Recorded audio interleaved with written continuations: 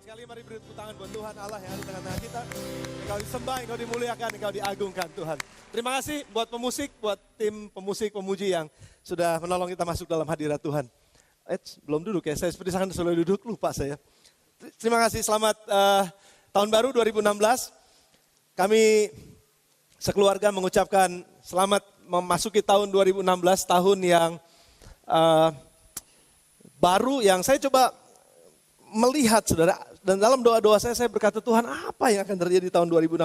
Blank, nggak ketahuan apa-apa. Dan ada beberapa orang yang menulis dalam status-statusnya, katanya ini adalah lembaran yang putih baru dan saya akan mulai dengan ucapan syukur. Ada yang lembaran putih yang baru, saya akan mulai dengan komitmen untuk bisa bekerja keras. Ada lembaran yang baru, saya mau komitmen untuk punya keluarga yang lebih baik dan lain sebagainya.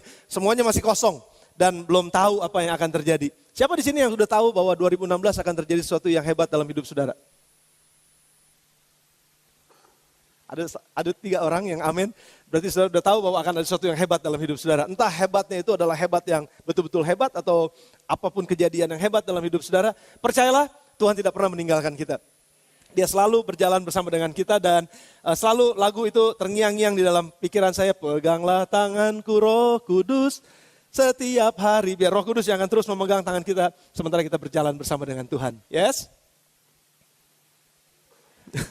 Kayaknya baru pulang liburan nih semuanya nih.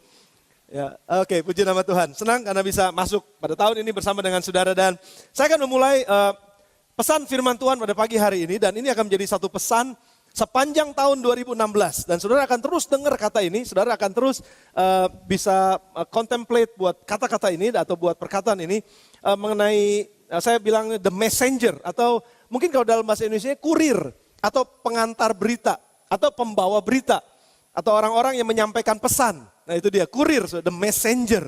Dan itu akan menjadi satu kesepakatan kita bersama-sama di dalam gereja Sidang Jemaat Allah Bethlehem khususnya di tempat ini bahwa kita akan membangun hidup kita menjadi seorang messenger. Kita akan membangun kehidupan kita menjadi seorang pembawa pesan. Dan bukan cuma sekedar pembawa pesan, tetapi kita adalah orang-orang yang terlebih dahulu menerima pesan tersebut dan itulah yang kita hidupi dan pada akhirnya itu akan membawa pesan pada orang lain. Dan saya mau mulai dengan Yesaya pasal 52 ayatnya yang ke-7. Yesaya 52 ayat yang ke-7, saya mau saudara mulai mencatat ini karena ini akan menjadi yang memberitakan kabar baik dan mengabarkan berita selamat dan berkata kepada Sion, Allahmu itu Raja. Wow, betapa indahnya katanya. Saudara, ayat ini ditulis oleh Nabi Yesaya, yang namanya Nabi Yesaya sesuai dengan kitabnya. Dan Nabi Yesaya ini tinggal di Yehuda. Kerajaan Israel pada sebelum zaman Yesaya ini, kerajaan Israel sudah terpecah 2. Kerajaan Israel yang disebut kerajaan Israel, kerajaan utara. Dan kerajaan Yehuda yang disebut kerajaan selatan. Jadi Israel tersobek menjadi 2 setelah Rehabeam atau anaknya Salomo memerintah. Jadi mereka tersebar menjadi 2, 10 suku di atas utara, 2 suku di bawah selatan.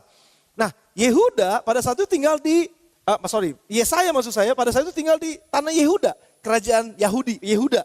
Dan Israel ada di atasnya. Dan Israel pada saat Yesaya menuliskan kitab ini, Israel itu sudah dibuang saudara. Karena mengalami begitu banyak dosa, mereka meninggalkan Tuhan. Dan pada akhirnya Tuhan menyerahkan mereka kepada bangsa Asyur yang ada di atas mereka di utara sekali. Dan mereka masuk kepada pembuangan. Dan Yehuda pada saat itu masih dalam, tanda kutip ya, masih dalam keadaan yang cukup aman sebetulnya.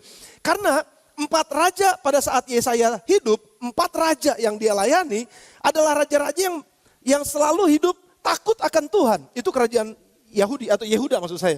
Nah kalau saudara baca dalam kitab 1 Tawari, 2 Tawari, 1 Raja-Raja, 2 Raja, saudara akan dibingungkan nanti. Ini Raja Israel, ini Raja Yehuda. Apa bedanya? Nah itu bedanya saudara. Jadi ada Raja Israel, ada Raja Yehuda. Nah ini bicara mengenai Raja-Raja Yehuda yang awalnya Raja-Raja ini sejak masa Yesaya hidup. Raja-raja ini adalah raja-raja yang dimulai dengan takut akan Tuhan. Makanya kenapa mereka masih ada dalam perlindungan Tuhan.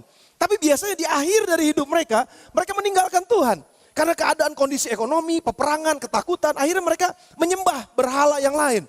Lalu akhirnya raja ini mati, digantikan dengan raja yang baru, dimulai dengan takut akan Tuhan lagi. Orang-orang yang betul-betul berbalik hatinya kepada Tuhan, raja-raja yang berbalik hatinya kepada Tuhan, dan Tuhan memberkati kembali mereka. Dan pada zaman seperti itulah, Yesaya menuliskan ayat ini. Jadi kondisinya adalah kondisi di mana pada saat itu kerajaan Yehuda sedang dalam keadaan kritis sebetulnya.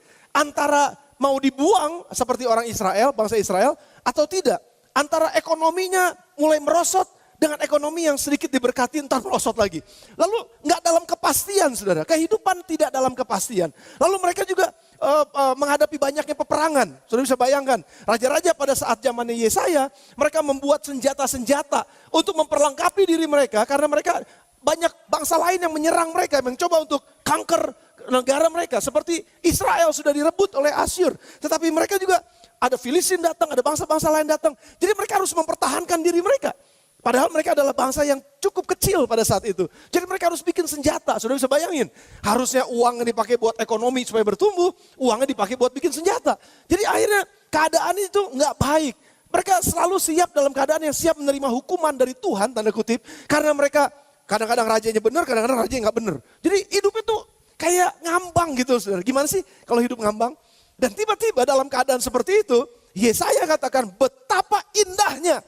Dalam keadaan kita menanti seperti ini, keadaan yang gak nyaman, keadaan yang gak enak, keadaan yang sepertinya semuanya teka-teki, apa yang akan terjadi buat kita pada besok hari, kita gak pernah tahu. Tapi dalam keadaan seperti itu, Yesaya bilang, betapa indahnya kalau ada seorang pembawa berita baik, yang membawa berita damai, yang membawa berita selamat, yang membawa berita damai sejahtera. Betapa indahnya. Wah, saya bisa ngebayangin saudara, pada zaman itu orang-orang begitu dengar berita sukacita, wah itu seperti orang-orang yang kehausan di padang gurun tiba-tiba dikasih air seger dari kulkas. Udah kering banget gitu ya. Terus tiba-tiba ada air yang sejuk gitu, begitu dibuka, diminum. Aduh enak banget, manis banget airnya. Seperti itulah berita sukacita. Sudah bisa bayangkan sekarang kalau zaman sekarang ya. Kita lagi, contohlah kira-kira, kita lagi beli barang atau dalam perdagangan itu misalnya, kita bukain giro. Giro kita udah dibayarin sama orang lain. Sementara kita masih nunggu orang lain bayar sama kita. Jadi uang di bank sebenarnya masih belum cukup untuk cairin giro yang tadi. Wah kita nanti aduh kapan orang nggak ditagih, nggak bayar. Dalam keadaan sesak seperti itu, udah besok waktunya nih. Kalau nggak nama saya jadi jelek di bank. Kalau nggak nama saya jadi jelek di kalangan masyarakat. Aduh gimana Tuhan, berdoa sungguh-sungguh. Dalam keadaan kejepit seperti itu, terus tiba-tiba ada orang yang bilang begini. Bos, siang ini saya baru transfer 100 juta.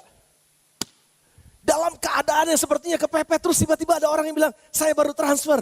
Saudara kira-kira kayak gimana kalau dengar berita kayak begitu? Oh biasa aja ya, rupanya saudara biasa terima 100 juta rupanya dalam hidup saudara. Amin, haleluya. Atau mungkin ada orang-orang yang sedang dalam keadaan bergumul juga, karena hari ini mesti bayar uang sekolah, tapi dalam waktu yang bersamaan mesti bayar listrik, dalam waktu yang bersamaan mesti bayar air, dalam waktu yang bersamaan mesti segala macam ada pembayaran. Aduh, padahal duitnya udah mepet banget, udah pas-pasan banget dalam keadaan seperti itu. Nunggu berdoa sama Tuhan, gak tahu dari mana datangnya pertolonganku. Tapi tiba-tiba ada orang yang telepon dan bilang, Bu, atau Tan, atau Om, atau Kau, atau Ci, hari ini saya diberkati Tuhan waktu berdoa kok nama engkau yang keluar ya. Aneh tuh kayak lotre aja namanya yang keluar.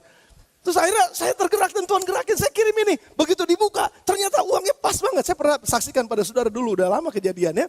Waktu kami baru pertama kali menikah, baru punya anak satu, masih sekitar 1 tahunan umurnya Rachel.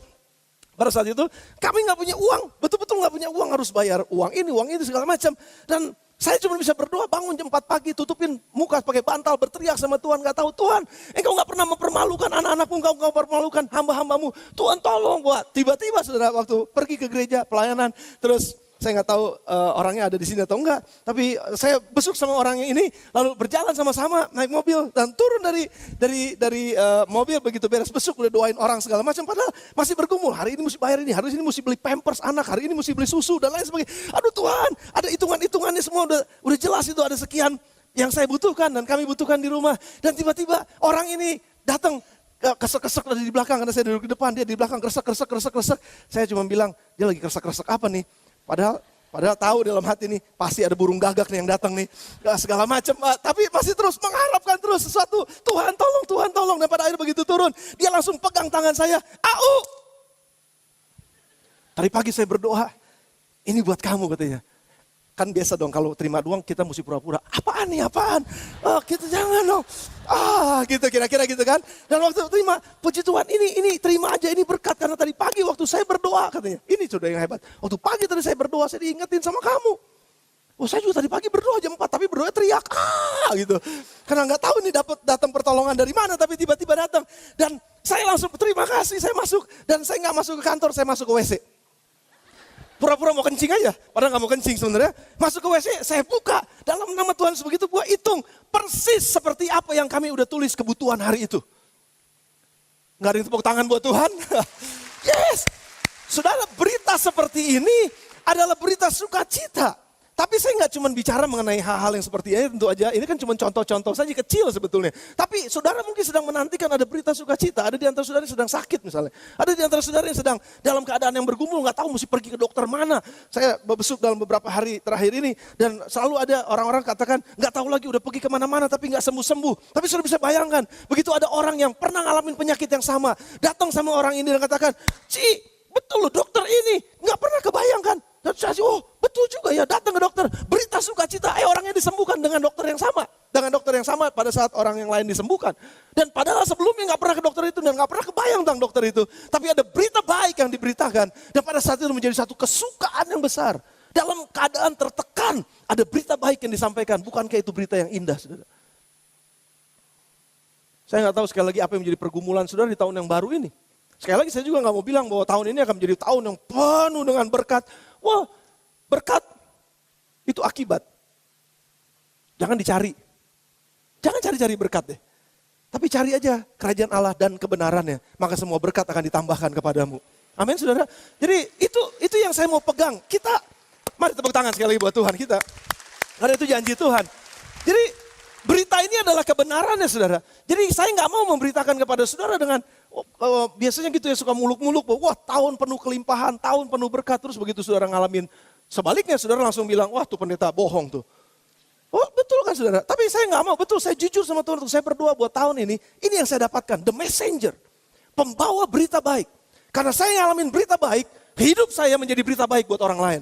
Karena saya dulu yang ngalamin berita baik itu dan saya membangun hidup saya untuk menjadi berita yang baik buat orang lain.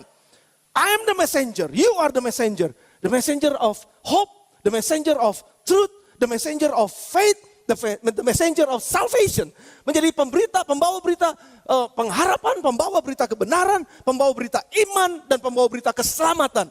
Dan sekarang banyak berita-berita, dunia ini adalah dunia menjadi dunia informasi. Dunia informasi betul-betul. Dari dunia industri berubah menjadi dunia informasi. Sekarang orang yang punya modal uang belum tentu menang sama orang yang punya modal informasi.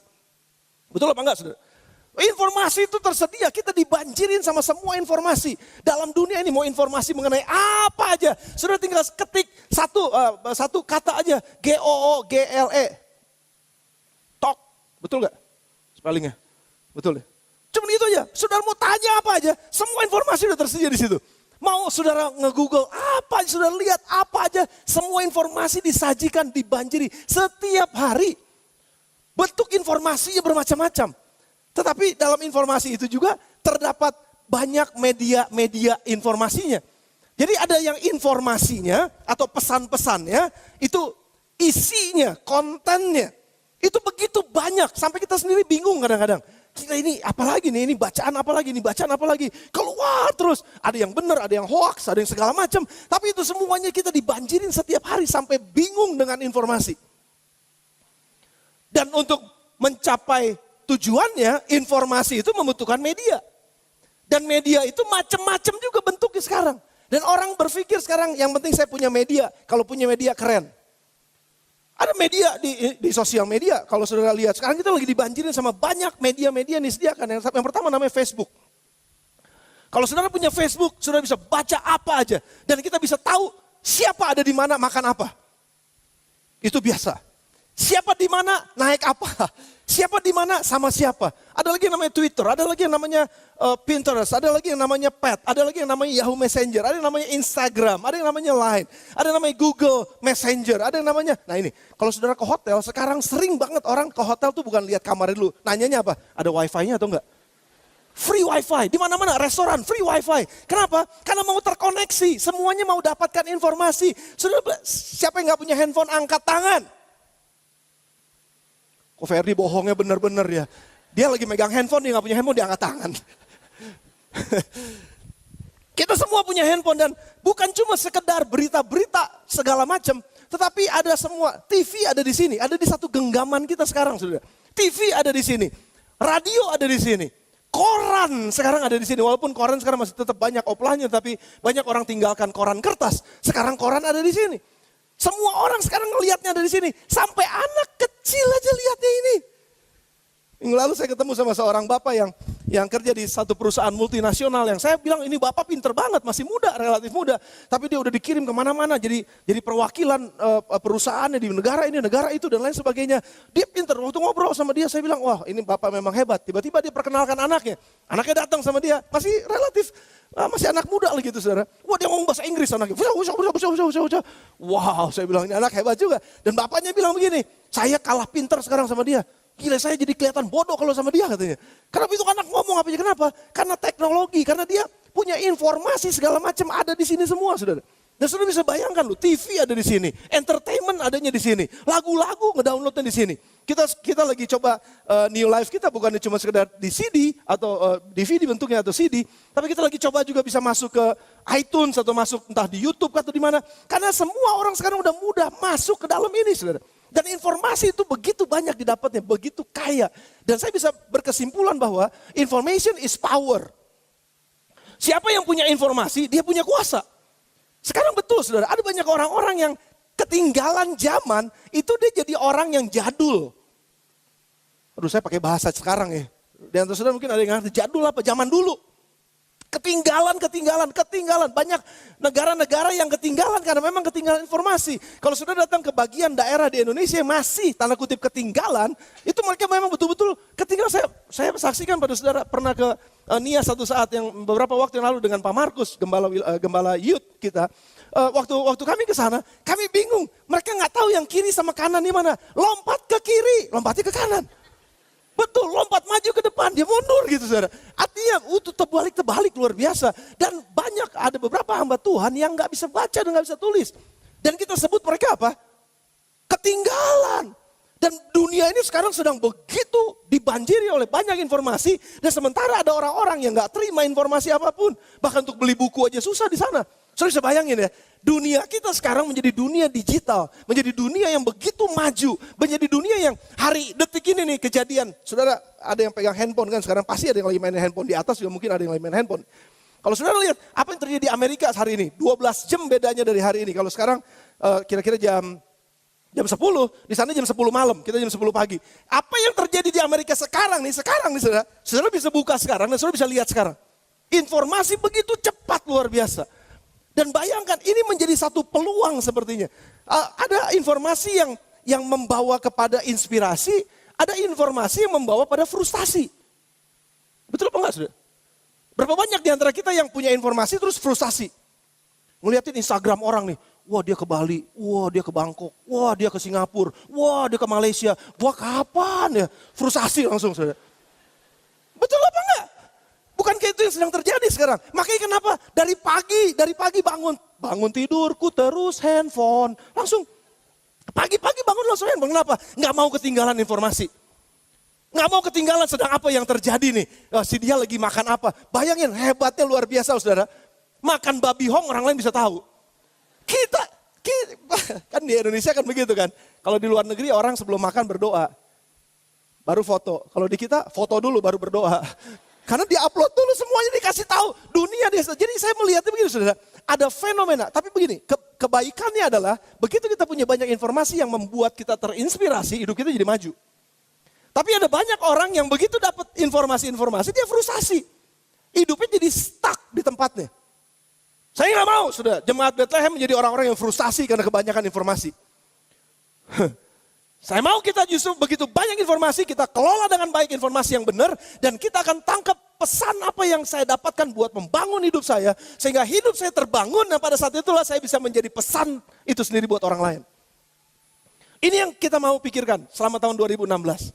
Saya mau kita berjalan bersama-sama dalam informasi yang benar, dan kita memiliki informasi yang benar juga untuk bisa kita sampaikan kepada orang lain. Saudara hati-hati dengan apa yang saudara posting di Facebook saudara.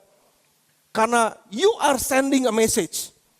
Saudara sedang memperlihatkan siapa saudara sebenarnya dengan apa yang saudara posting di dalam Facebook saudara. Kita sedang memperlihatkan siapa kita pada saat kita posting sesuatu di Instagram kita. Kita sedang memperlihatkan siapa saya dengan apa yang saya bicarakan sementara saya ada di Line. Sementara saya ada di Pet. Sementara saya ada di WhatsApp. Sementara saya ada di mana-mana. Di Yahoo Messenger kah, atau di Google Message kah, atau apakah, iMessage dan lain sebagainya. Apa yang kita tulis itu sedang mengirimkan sebuah pesan kepada dunia ini. What is your message? Pesan apa yang sedang kita kirimkan? Apakah kita sedang membawa kabar baik buat dunia ini? Atau sebaliknya kita membawa kabar frustasi buat dunia ini? Dan saya mau kita belajar sama-sama karena ada fenomena ini, saudara. Dan inilah fenomena yang sedang terjadi bahwa manusia zaman sekarang, dunia yang ada di dunia kita hari-hari ini adalah dunia orang-orang yang butuh berita dan orang-orang yang butuh membuat berita. Yang gak penting-penting dibikin. Saya baru aja keluar dari WC nih. Itu diposting, saudara. Aneh kan? Terus maksud lu apa jadinya? Pesan lu tuh sebenarnya apa sih? Ya pokoknya apa aja, saudara. Apa aja yang ditemuin di foto, diposting. Memang ingin mengirimkan sebuah pesan, tapi tunggu dulu. Memang ini dunianya adalah dunia orang yang sedang haus akan berita. Dan orang yang selalu mau membuat berita. Sensasi. Apapun itu namanya. Entah cuma iseng-iseng kah, entah memang dengan sengaja kah, entah dengan apa.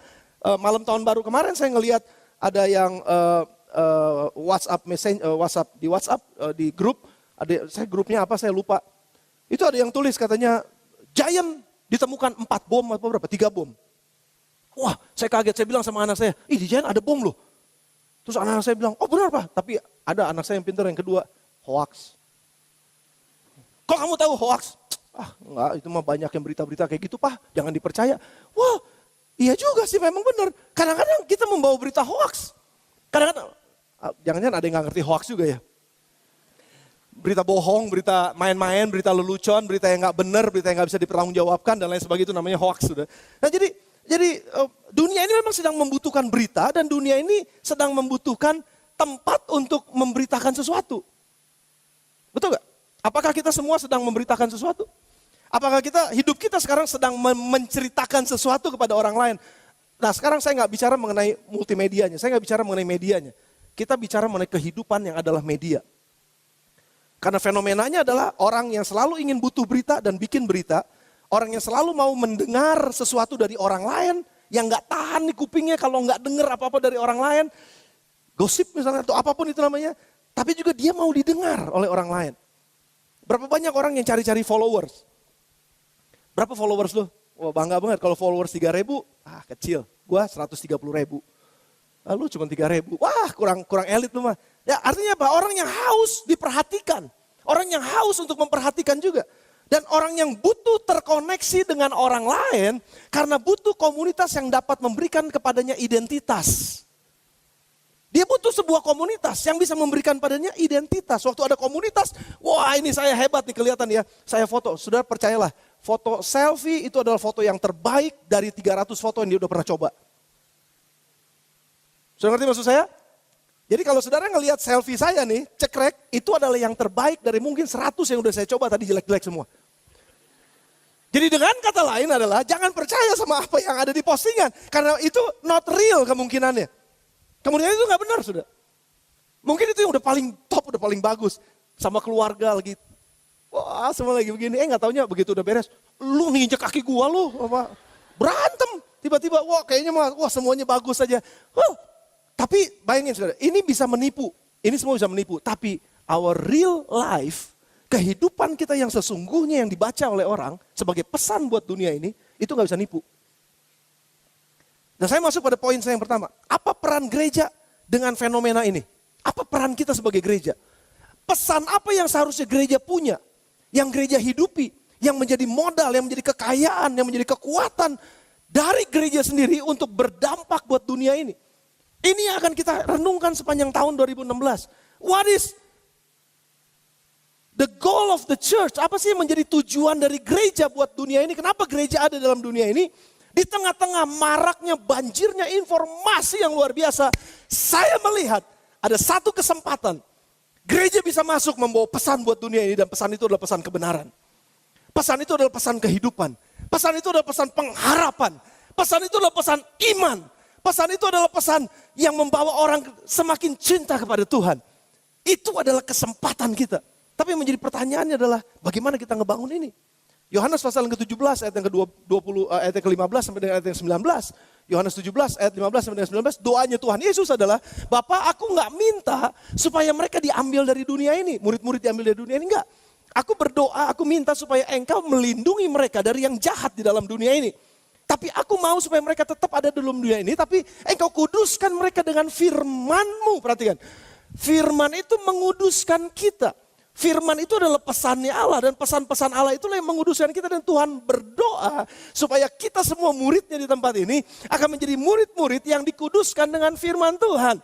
Dan Tuhan sendiri katakan begini, seperti engkau utus aku ke dalam dunia ini, aku pun mengutus mereka, kita semua murid-muridnya Tuhan, ke dalam dunia ini, masuk dalam dunia ini untuk membawa kabar baik, untuk membawa berita sukacita, untuk membawa berita kemenangan, untuk membawa berita kekuatan, untuk membawa berita pengharapan, untuk membawa berita Injil, untuk membawa berita faith atau iman, membawa berita keselamatan buat dunia yang membutuhkan dan haus akan berita ini. Ini yang akan dilakukan oleh gereja. Dan ini yang harus kita lakukan bersama-sama. Mari bangun hidup kita tahun ini menjadi pembawa-pembawa berita yang baik. Menjadi orang-orang yang merepresentasikan Yesus kepada dunia ini. Merefleksikan Yesus kepada dunia ini sebagai buku yang terbuka, jujur di hadapan orang. Bahwa this is my life and my life is my message to the world. Ini adalah hidup saya dan hidup saya ini adalah pesan buat dunia ini. Nggak munafik, nggak bohong-bohongan, betul-betul, jujur. Inilah pesan kehidupan yang saya mau beritakan. Dan ini adalah perannya gereja. Karena Tuhan panggil kita bukan untuk diam di sorga. Tuhan panggil kita untuk diam dalam dunia ini. Dan membawa berita baik ke dalam dunia ini. Dan menjadi berita baik buat dunia ini. Sudah bersama dengan saya katakan amin. Dan ini poin saya yang berikutnya. Gereja adalah media yang milik Tuhan. Media milik kepunyaan Tuhan dalam dunia ini. Untuk menyampaikan pesan-pesannya. Gereja adalah media yang Tuhan miliki dalam dunia ini untuk menyampaikan pesan-pesannya. Church is God's media in this world to convey His messages. Gereja harus menjadi medianya Tuhan. Sama seperti sekarang, media itu jadi sangat penting, saudara. Sekarang kayaknya kalau anak-anak muda nih, kebanyakan anak-anak muda ya, kalau nggak punya Facebook kayaknya kurang keren. Padahal Facebook cuma media loh. Tapi apa isi di dalam Facebooknya, orang nggak terlalu peduli. Yang penting lu punya Facebook gak? Lu punya WhatsApp gak? Lu punya Twitter gak? Lu punya Instagram gak? Lu punya pet gak? Apa alamatnya apa? Coba tanya. Jadi orang memang tergila-gila dengan media. Tapi saya mau katakan ini, bahwa kita adalah medianya Tuhan. Kita adalah tubuh Kristus yang ada dalam dunia ini sebagai medianya Yesus. Roh Kudus bekerja di dalam kita. Not the building, but the people. Bukan gedung gereja, tapi orangnya.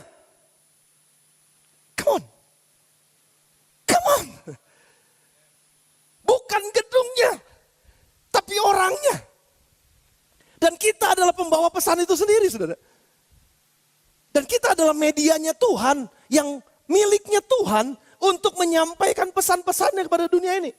Makanya kenapa 1 Petrus 2 ayat yang ke-9 katakan kamulah bangsa yang terpilih, imamat yang rajani, bangsa yang kudus. Apa saudara? Umat kepunyaan Tuhan. Tapi ada alasannya kenapa kita dimiliki oleh Tuhan. Untuk memberitakan perbuatan-perbuatannya yang ajaib. Untuk menyampaikan, untuk memesan, memberikan pesan kepada orang lain. Untuk memberikan pesan kepada keluarga kita. Untuk memberikan pesan kepada teman-teman kita di lingkungan kita. Untuk menyampaikan kabar baik. Untuk menyampaikan kabar keselamatan. Untuk menyampaikan pesan harapan ada di dalam Tuhan. Untuk itulah kita dipanggil. Yang membawa kita keluar dari kegelapan kepada terangnya yang ajaib. Seperti Tuhan tolong kita, demikian juga orang lain akan ditolong oleh Tuhan. Seperti Tuhan menyelamatkan kita, demikian juga orang lain harus dengar berita keselamatan tersebut. Yang telah membawa kamu keluar dari kegelapan kepada terang yang ajaib. Gereja adalah miliknya Tuhan. Kita semua adalah milik Tuhan. Kita bukan milik diri kita sendiri. Kita ditebus menjadi miliknya Kristus. Kita ditebus menjadi miliknya Tuhan. Gak ada yang amin. Aduh. Tolong saya khotbah karena saya udah semangat nih.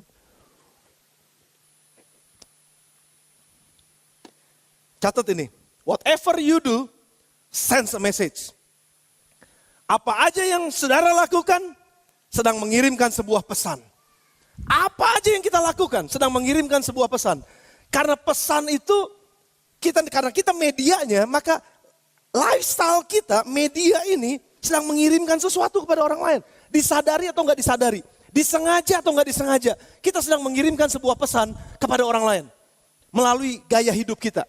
Melalui apa yang kita katakan, melalui apa yang kita pikirkan, melalui apa yang kita perbuat, melalui semua tingkah laku kita, kita sedang mengirimkan sebuah pesan.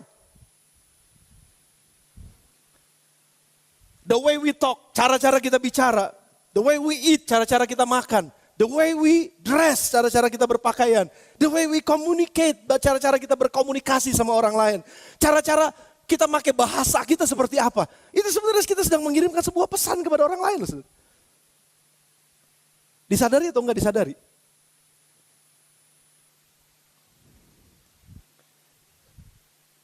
Bagaimana pada saat saudara ada di rumah?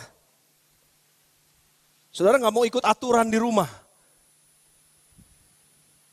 Kemarin saya nonton sedikit cuplikan filmnya Bukan Maling Kundang. Saya juga nggak tahu tuh kenapa bisa masuk ke situ kemarin. Lihat-lihat, dia nyesel sebagai anak yang nakal, yang nggak mau nurut di rumah. Dan akhirnya katanya mama yang jadi patung. Bukan anak yang jadi patung, mama yang jadi patung.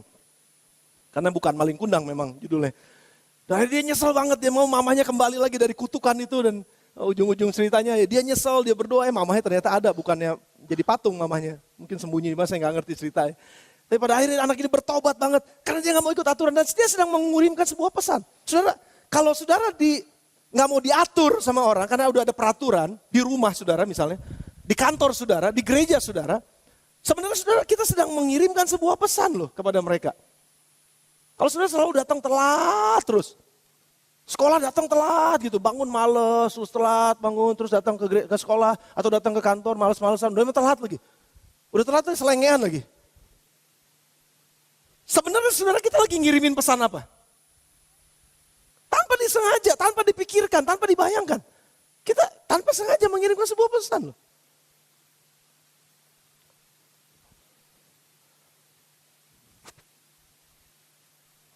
Kami ngajar anak-anak di rumah setiap tahun.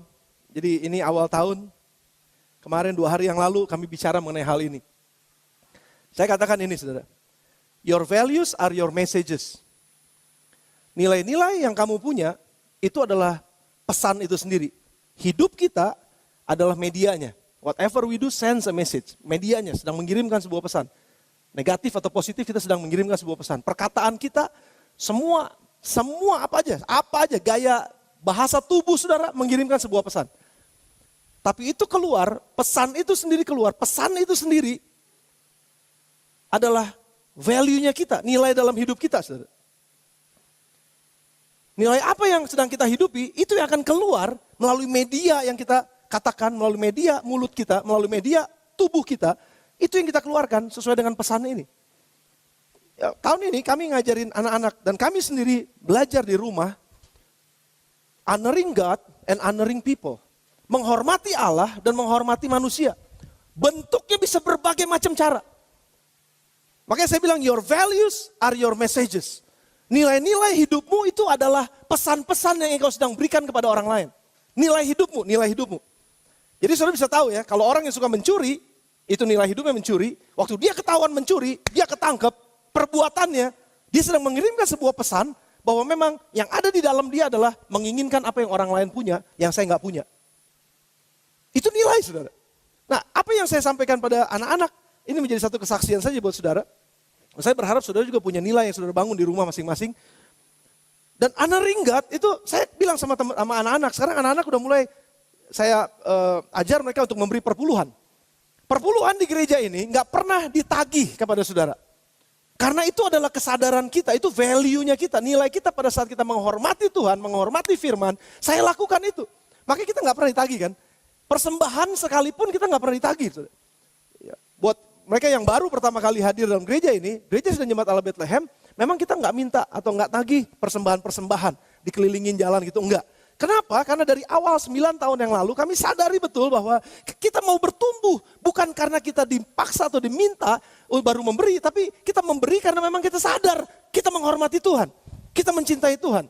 Jadi makanya selalu masuk ke kotak situ atau apapun itu namanya. Atau kotak-kotak yang udah disiapkan. Dan itu adalah value-nya kita, honoring God. Dan waktu kita lakukan itu kita sedang mengirimkan sebuah pesan. Apa yang kita berikan dengan cara bahasa tubuh kita, dengan bahasa kata-kata kita. Itu sudah kita sedang mengirimkan sebuah pesan. Pesannya apa? Saya menghormati Tuhan atau enggak? Waktu memberikan seed of faith, waktu melayani Tuhan. Waktu ibadah kepada Tuhan. Mengirimkan sebuah pesan. Tadi pagi saya kasih contoh. Ini yang gampang aja, yang kelihatan aja, sudah yang kelihatan aja. Kita menghormati Tuhan atau enggak? Menghormati Tuhan, menghormati sesama atau enggak? Well, tergantung pada saat bagaimana kita berespon. Waktu ada puji-pujian dinaikkan, wah semua orang mau nyanyi Tuhan engkau baik luar biasa. Wah, ku kantor bang tinggi, wah segala macam lagunya macam-macam tuh. Banyak, wah lagi nyanyi-nyanyi gitu. Sementara ini bukan penghakiman apapun, ini bukan. Cuman ini lagi belajar tentang mengirimkan sebuah pesan. Ada yang lagi berdiri begini.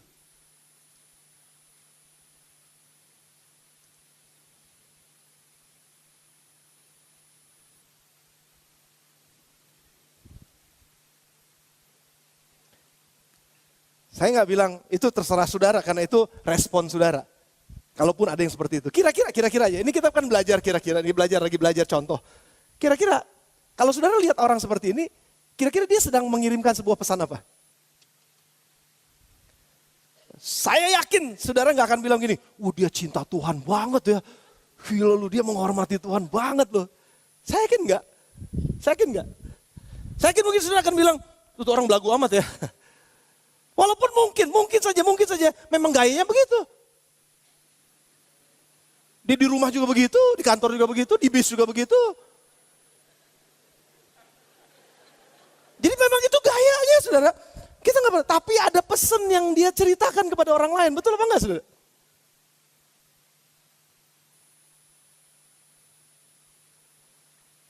Bagaimana dengan menghormati sesama kita? Saya selalu ngajarin anak-anak. Hal-hal yang sangat sepele sebetulnya yang kami ajarkan di rumah. Kalau habis makan cuci piring. Mama udah masak. Mama udah seharian udah kerja, mama udah masak. Anak-anak, dengar, papa cuci piring, mama masak, papa cuci piring. Kalian mesti beresin bangku, kalian mesti beresin meja setelah makan, kalian mesti beresin piring sebelum makan, tuangin nasi dan lain sebagainya. Ayo kita sama-sama saling menghormati satu sama lain. Nah itu yang kami ajarkan saudara. Dan itu memang di rumah kami seperti itu. Atau mungkin lagi makan di restoran. Kalau kami makan di restoran, saya selalu bilang sama mereka, kita belajar menghormatin pelayan-pelayannya juga. Karena mereka juga kan sesama kita. Jadi ada banyak orang bilang, kalau sama pelayan ya, aduh ini sedang mengirimkan sebuah pesan. Kalau sama pelayan.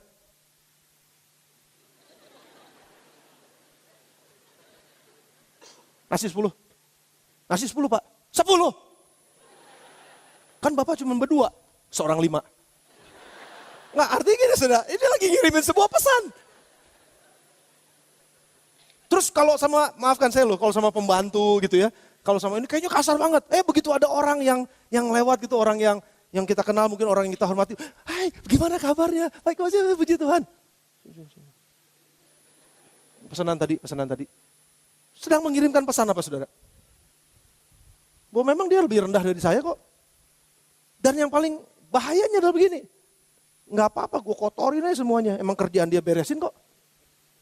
Wah mungkin saudara nggak berpikir seperti itu. Atau mungkin saudara nggak sengaja. Tapi ini value. Ini nilai saudara. Dan saya selalu ajarin anak-anak. Kalau kamu habis makan, kan saya kalau habis makan tuh biasanya keringetan. Itu tanda makan enak saudara. Kalau tanda makan enak sekali, keringetan dan dibayarin orang, itu enak sekali.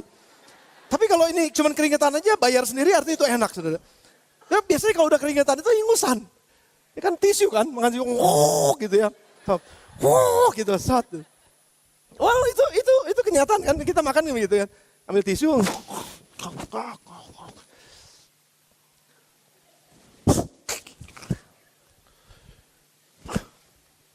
Wah enaknya makannya ya, gila benar enak banget. Saya sedang ngirimin pesan apa sih saudara? Jorok, gak menghormati yang nanti yang bakal ngeberesin. Mungkin buat saudara ini ridiculous ya. Lu begitu aja kok diomongin sih. Tapi buat saya ini nilai saudara. Waktu saya ambil tisu, Ini bekas saya soalnya. Karena ada kuah sop yang gak habis, saya masukin aja ke kuah sop. Daripada berdecetan di mana-mana. Karena apa? Saya mikirnya gini loh. Kalau saya jadi pelayan, saya akan sangat senang hati. Kalau saya beresinnya semua udah lebih rapi. Saya tinggal cuci. Daripada saya mesti ngambilin tisu di mana-mana, saya mesti nyapuin. Kalau ada waktu.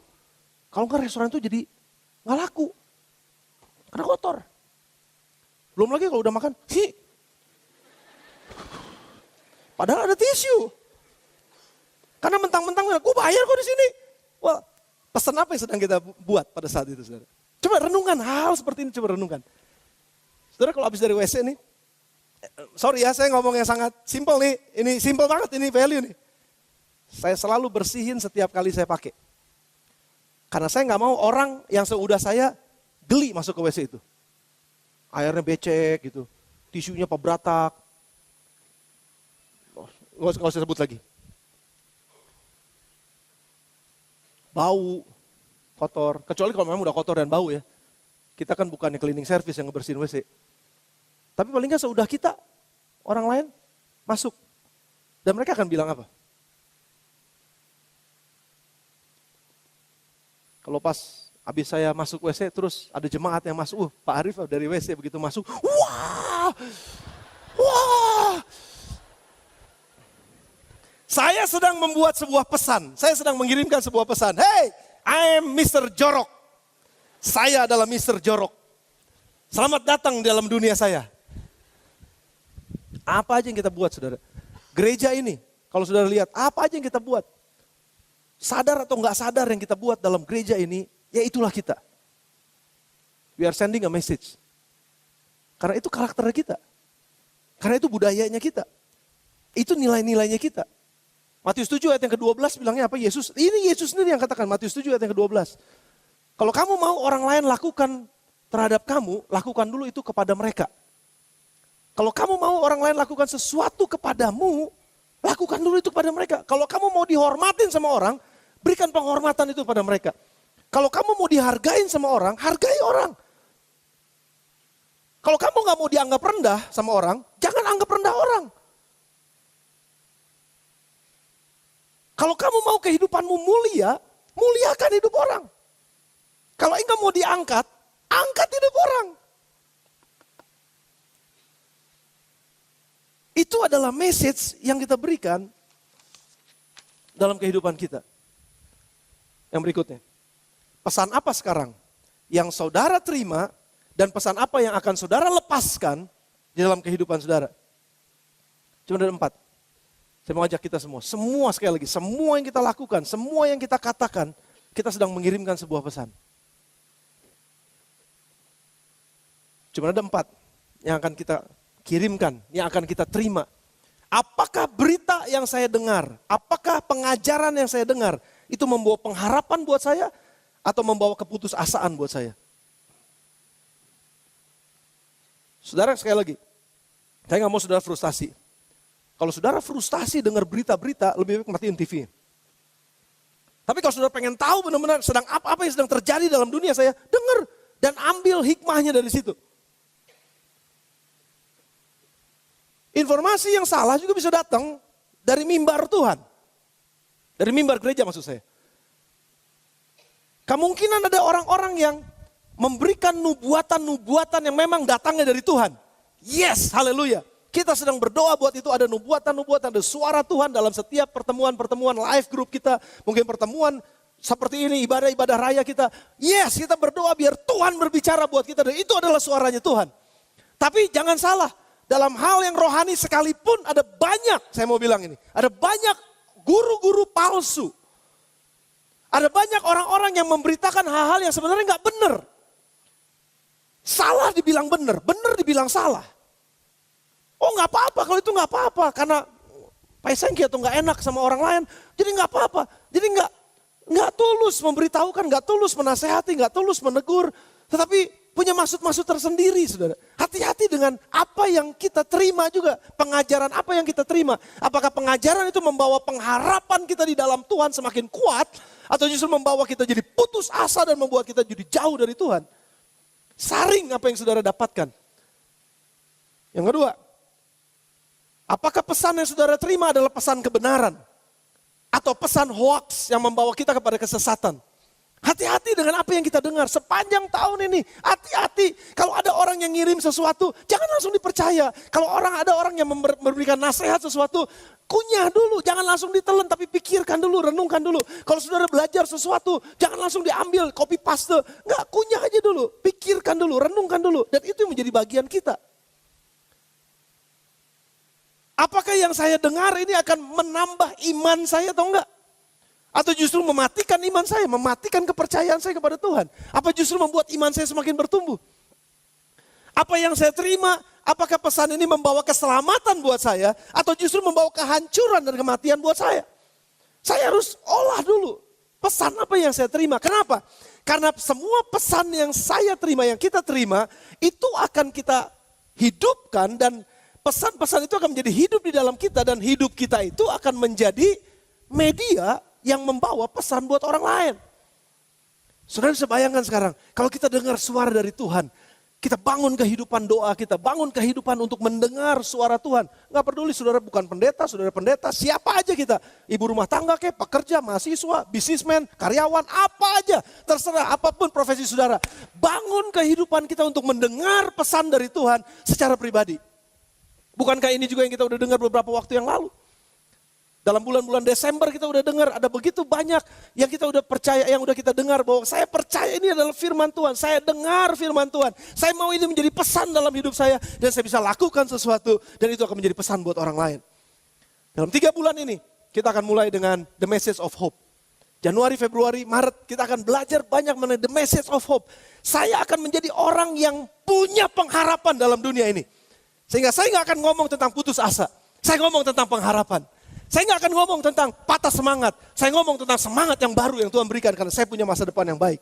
Saya punya harapan yang baik di dalam Tuhan. Saya punya keyakinan bahwa hidup saya, walaupun saya nggak tahu apa yang terjadi di depan, tapi saya punya keyakinan bahwa hidup saya akan terus naik dan bukannya turun. Karena saya belajar firman Tuhan, saya menangkap firman Tuhan, saya hidupi firman Tuhan. Dan saya nggak mau kejar-kejar berkat, biarkan berkat yang akan kejar saya. Karena itu yang Tuhan bilang, jangan cari berkat karena berkat cuma akibat. Tahun ini, jangan saudara bilang, tolong doain saya untuk diberkati lebih lagi. Jangan, bukan nggak boleh maksud saya. Silakan nggak apa-apa kita berdoa buat berkat puji Tuhan. Tapi maksud saya bukan itu fokus kita. Karena fokus kita adalah diubahkan semakin hari menjadi seperti Kristus. Kita punya harapan seperti harapan yang ada di dalam Kristus. Dan waktu kita hidup dalam pengharapan itu, maka hidup kita itu secara otomatis sadar atau nggak sadar karena kita hidup dalam pengharapan yang benar, otomatis hidup kita akan memberikan pesan pengharapan kepada orang lain. Setiap orang yang lihat hidup kita, selalu ngelihat pengharapan.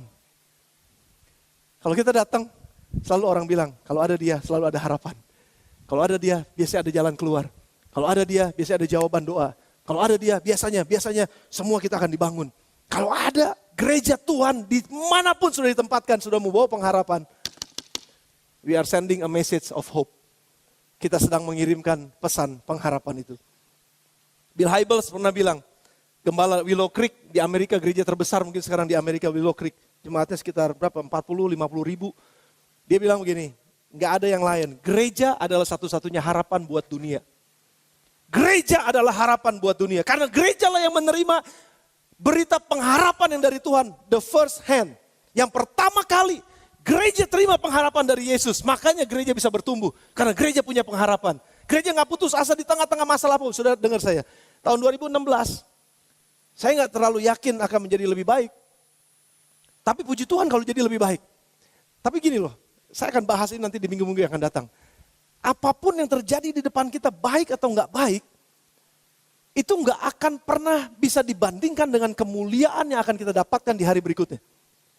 Itu firman Tuhan, itu firman Tuhan, bukan firmannya saya. Apapun yang terjadi dalam dunia ini, justru penderitaan, Paulus katakan, justru penderitaan yang saya terima hari ini, yang saya alami hari ini, penderitaan kecil yang saya alami hari ini, padahal dia dilemparin batu. Penderitaan kecil yang saya alami hari ini, padahal dia mengalami karam kapal. Penderitaan kecil yang saya alami hari ini, padahal dia di penjara. Penderitaan kecil yang saya alami hari ini, sedang mengerjakan kemuliaan yang lebih besar, yang gak bisa dibandingkan dengan penderitaan hari ini. Artinya dengan kata lain begini, tanpa penderitaan, gak akan ada kemuliaan. Jadi it's okay. Mari kita akan besarkan hati kita. Saya juga nggak tahu apakah saya juga akan ngalamin hal-hal yang nggak nyaman. Mungkin, nggak pernah tahu. Dan saya juga nggak pernah mau tahu, nggak pernah mau cari tahu. Saya cuma mau jalan aja bersama dengan Tuhan. Bahwa di dalam Engkau Tuhan pengharapan saya nggak sia-sia. Saya punya pengharapan yang pasti di dalam Tuhan. Karena semua penderitaan yang kita alami di masa-masa kehidupan kita, itu sedang mengerjakan kemuliaan yang besar yang akan kita lihat. Dan kemuliaan yang besar itu nggak bisa dibandingkan dengan penderitaan kecil yang kita alami hari ini. Apalagi kalau saudara ngalamin penderitaan yang besar. Penderitaan kecil aja mengakibatkan kemuliaan besar. Apalagi penderitaan besar, kemuliaan semakin besar yang akan kita terima. Amin saudara. Wow, saya berdoa pagi ini. Ada pengharapan di tengah-tengah kita. Pengharapan untuk menjalani hari-hari ke depan. Pengharapan untuk menjalani waktu-waktu di depan. Yang kita nggak pernah tahu apa yang akan terjadi. Tapi saya mau hidup benar. Saya mau hidup sesuai dengan apa yang Tuhan katakan. Apa yang firman Allah janjikan, saya mau hidup di dalamnya. Dan saya mau membangun hidup saya sebagai the messenger. Orang yang membawa pesan-pesan yang baik. Orang yang membawa pesan-pesan kehidupan buat orang lain di sekeliling saya. Karena saya udah terima pesan itu dari Tuhan terlebih dahulu. Dan waktu saya hidup, kehidupan saya menjadi pesan buat orang lain. Pesan apa yang saudara mau sampaikan di dunia saudara? Pesan apa yang saudara mau sampaikan di tengah-tengah masyarakat di mana saudara hidup? Di kantor saudara, di kampus saudara, di sekolah saudara, di rumah saudara, di kumpulan-kumpulan sel atau life group saudara, dimanapun saudara ada. Pesan apa yang saudara mau sampaikan kepada mereka?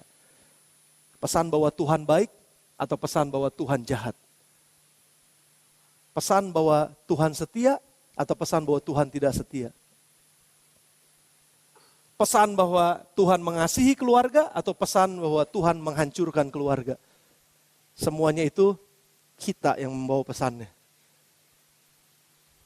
Yang pasti Tuhan punya pesan pengharapan buat dunia ini. Dan pesan pengharapannya adalah pesan pengharapan yang pasti. Build yourself to be a messenger of hope, truth, faith, and salvation. Mari membangun hidup saudara dan saya untuk menjadi seorang pembawa pesan pengharapan, kebenaran, iman, dan keselamatan. Tundukkan kepala saudara, kita akan datang pada Tuhan.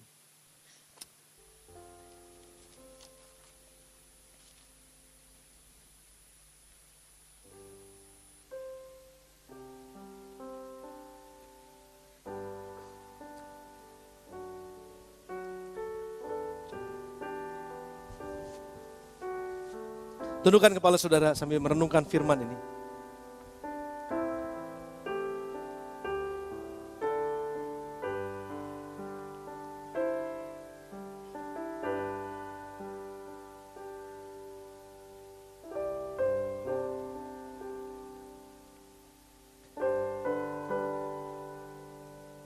Tutup mata saudara sebentar dan renungkan firman ini. Dunia membutuhkan berita. Dunia membutuhkan pesan yang benar. Pesan tentang harapan yang benar.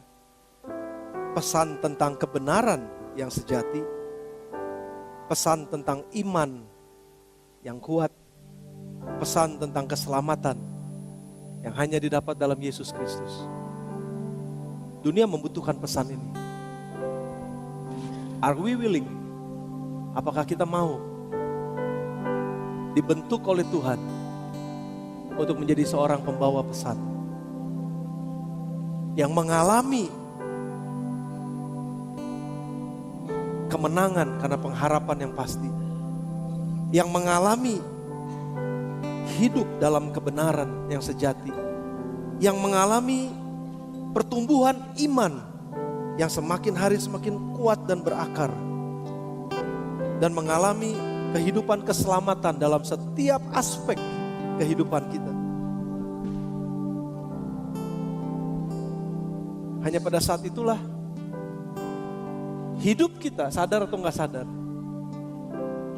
akan mengeluarkan sebuah pesan. Because your values are your messages. Nilai-nilai hidupmu, apa yang kau hidupi, itu adalah isi dari pesan, konten dari pesan kita. Apakah kita bisa jujur di hadapan orang lain? bahwa ini hidup saya. Membawa pengharapan, membawa kebenaran, membangkitkan iman orang, dan memimpin kepada keselamatan.